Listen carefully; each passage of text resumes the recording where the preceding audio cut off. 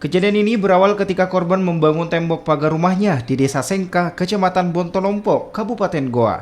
Namun salah satu pelaku tak terima pembangunan tembok pagar tersebut dan melarang korban untuk melanjutkan pembangunan. Korban pun menolak larangan tersebut sehingga pelaku yang dibantu saudaranya serta anaknya menganiaya korban bersama ibunya yang telah berumur 70 tahun. Akibat penganiayaan ini, ibu korban harus menjalani perawatan di rumah sakit.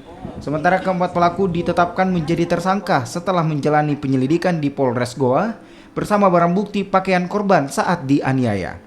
Keempat pelaku terancam pidana penganiayaan dengan hukuman 7 tahun penjara. Jadi polisi bergerak cepat terhadap perkara ini, dilakukan visum et repertum, olah TKP, dan kemudian melakukan penangkapan terhadap 4 orang tersangka. Yang keempatnya adalah keluarga inti.